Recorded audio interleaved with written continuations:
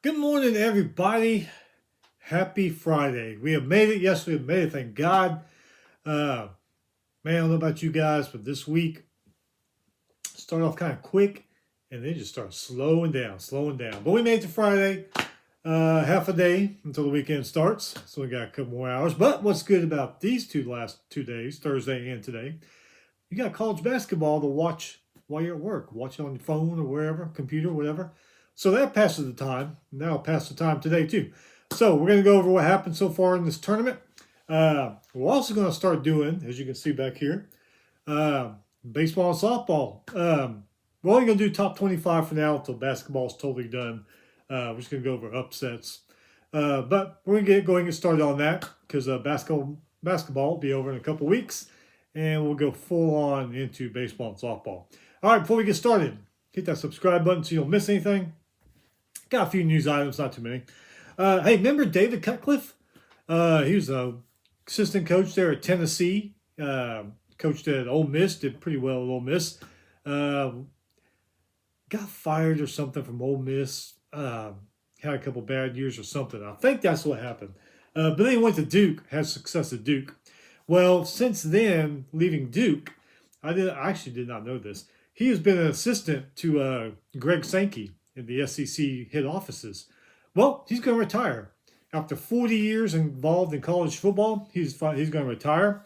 Retiring as special assistant to SEC Commissioner Greg Sankey. 14 years at Duke. Ole Miss head coach, 98 through 2004. He had Eli Manning and a bunch of other great players under him there. Assistant at Tennessee, get this. While he was an assistant at Tennessee, he had Peyton Manning, T. Martin, Heath Schuler, and tons of other great players.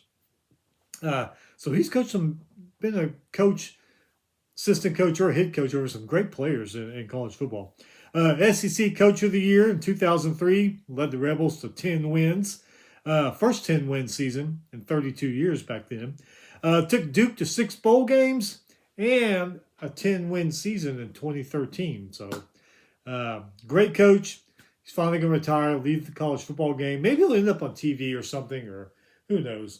But anyway, congratulations, Coach. You had a great career. Time to retire and enjoy life. NC State receiver Teddy Hoffman, he is suspended for next season after testing positive for performance-enhancing drugs. Ooh. Last season, he had 25 catches for 359 yards, 3 touchdowns, and he threw a touchdown pass. So North Carolina State is going to be without him next year. Air Force, they got a new basketball coach. Penn State assistant Joe Crispin. He's going to come over and be the Falcons' new head coach. As does Belmont. They got a new basketball coach. Duke assistant Evan Brads. But he is going to stay with Duke through the tournament before he goes to Belmont completely. And then the last bit of news, remember how we talked about, was it a week, 2 weeks ago? NCAA was looking at getting rid of the suspension for a first-time targeting offender next season.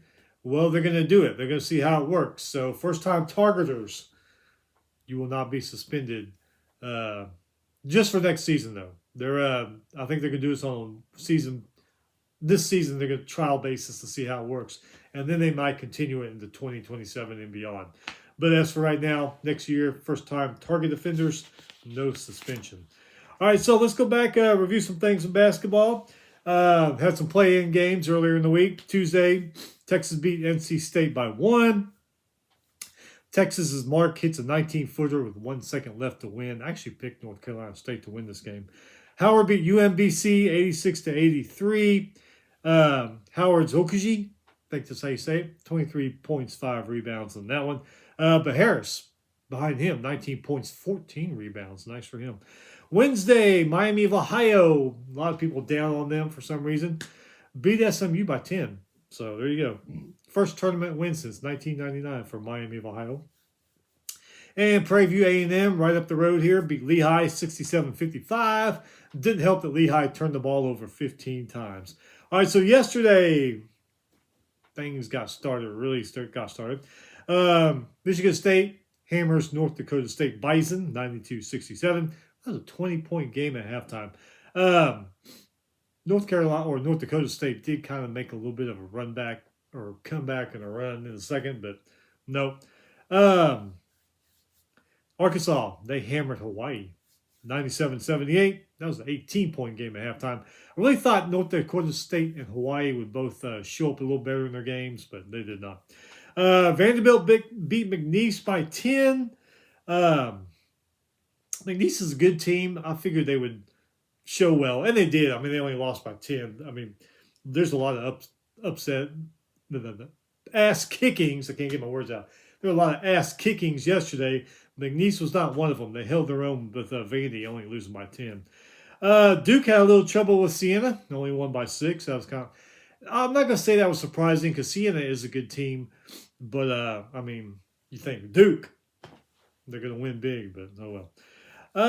New Wisconsin would have trouble with High Point, and they did. High Point wins by 1. High Point was down by 10 at one point in this game. Came back, beat Wisconsin. South Florida gave Louisville a good game. Louisville only won by 4. Nebraska, man, they smoked Troy, winning by 29. That's Nebraska's first men's basketball tournament win ever. I did not know that. That's what I read. TCU beat beat Ohio State by 2. Wasn't really sure about this one. I was leaning towards the Buckeyes, but hey, TCU pulled it out. VCU, man, what can you say about them? Eliminates North Carolina 82-78 in overtime. Thought the Tar Heels would actually win this game. They did not. And I think I read at one point VCU is down by 19. Was that right? Is that what I read? Is that right? Anyway, North Carolina's out. You know, Duke fans are loving it, giving Duke all kinds of, or North Carolina all kinds of crap on the internet. I'm sure. I haven't read anything, but you know they are. Texas, they beat BYU by 8. I actually picked BYU in this game. Okay, so when the pairings came out on Sunday, I saw the Aggies had St. Mary's. I was like, well, that's it. They're done. Season's over. Cannot believe A&M beat St. Mary's. I didn't pick St. Mary's because the Aggies are my team. You know, of course I picked them, but I really didn't have any hope. And boy, they proved me wrong, didn't they?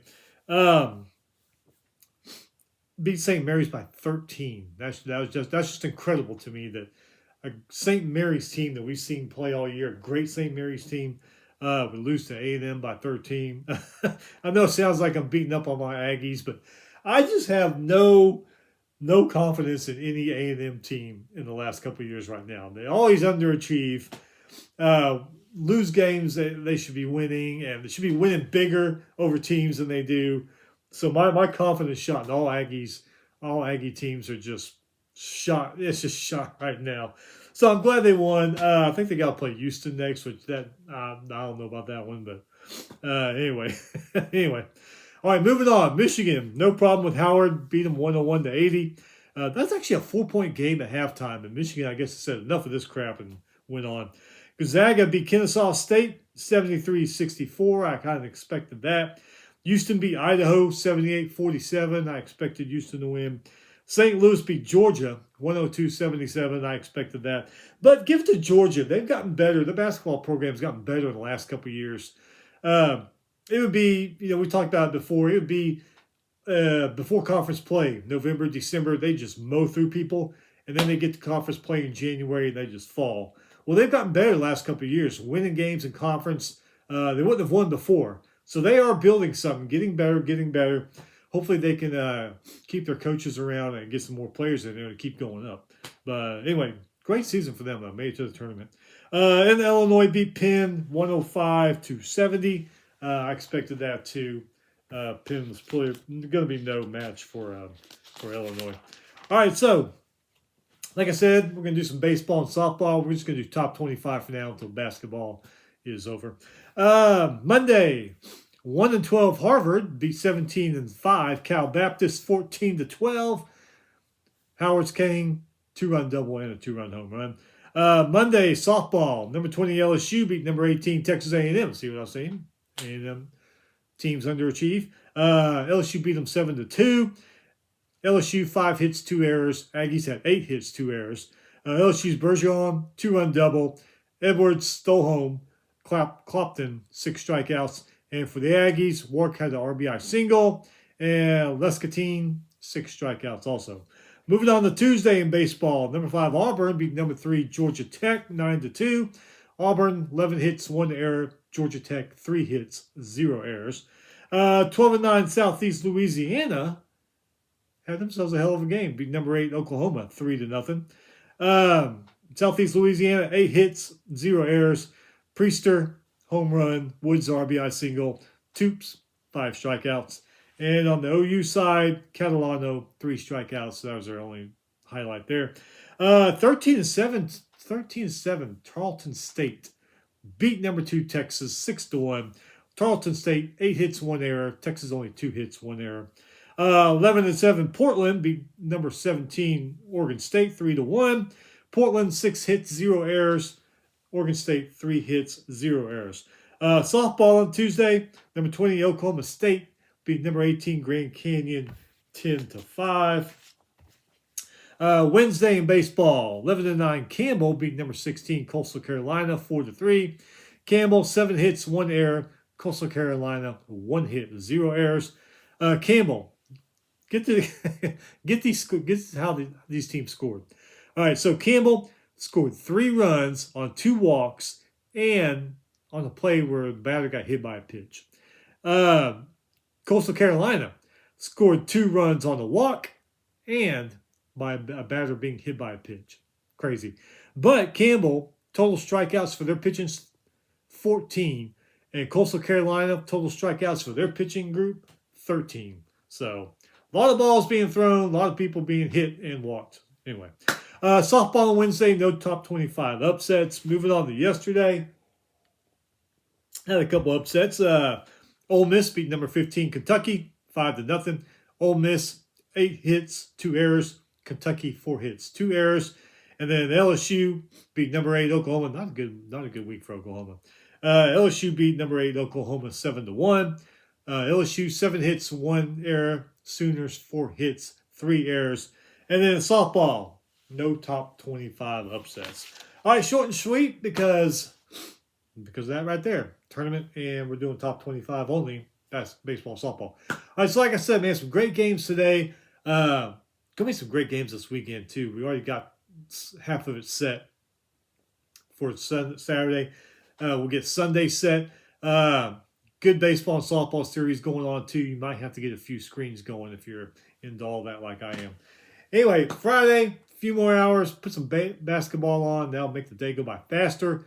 Have a great weekend. Be safe. We will be back more than likely on Monday.